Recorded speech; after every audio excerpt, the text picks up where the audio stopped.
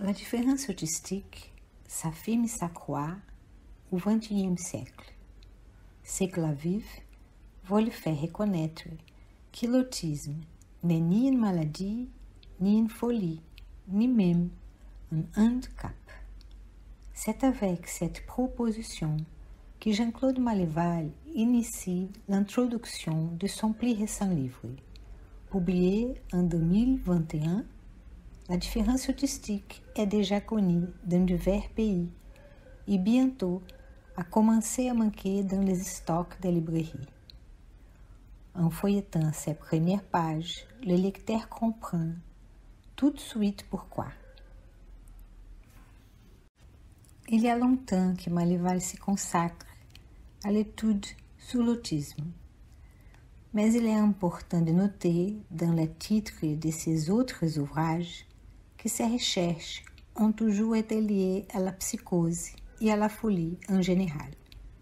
Nous pouvons lire sur les couvertures logique du délire, folie hystérique et psychose dissociative, la forclusion du nom du père, l'autiste savoir, l'autiste, son double et ses objets, écouter les autistes, étonnante mystification de la psychologie autoritaire et repères pour la psychose ordinaire.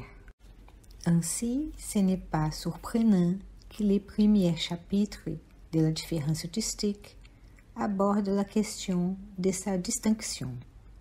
Pourquoi l'autisme n'est pas une psychose? Interroge Maleval.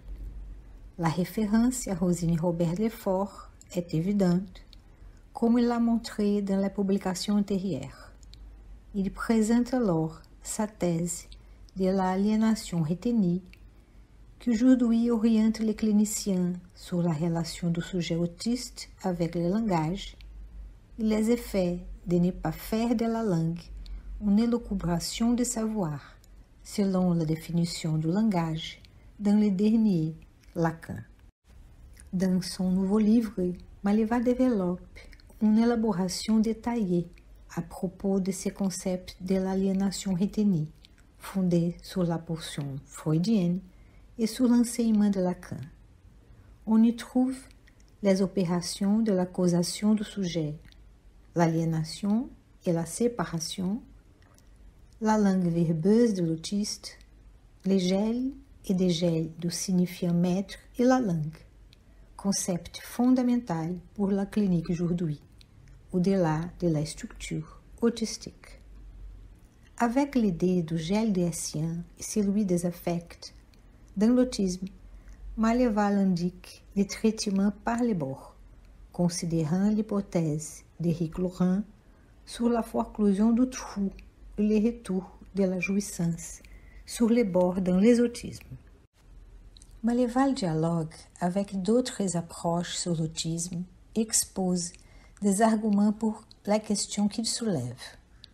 Nourrir l'intelligence de l'autiste ne suffit pas, dit-il. Sans faire aucune réserve sur la thérapie qui présente des résultats significatifs obtenus, Maleval souligne que seule la psychanalyse fournit un cadre théorique pour aborder les angoisses et la spécificité du fonctionnement affectif de l'autiste. En cela, elle reste indispensable, dit-il. Pour devenir un partenaire du sujet autiste dans son traitement par les bords, soit par la constriction du bord du corps ou par son videment, un lien subtil de travail est la condition primordiale.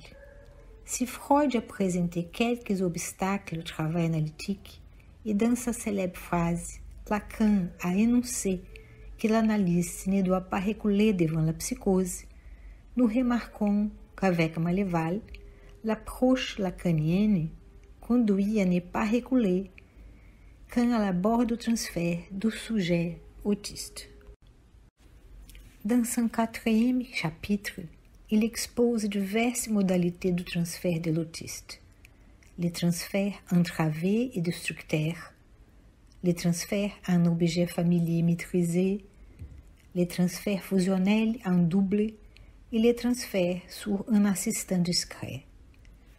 ce qui nous amène à comprendre pourquoi il souligne, en conclusion, que seule la psychanalyse permet au sujet autiste d'appareiller la jouissance, puisqu'elle favorise la mise en place des fonctions de bord, de protection, de régulation et de médiation, dit-il. De cette façon, la lecture de la différence autistique est indispensable pour tous ceux qui s'intéressent à ces modes de fonctionnement si spécifiques du sujet autiste, soit par la clinique, l'éducation, la littérature écrite par les autistes et leurs parents.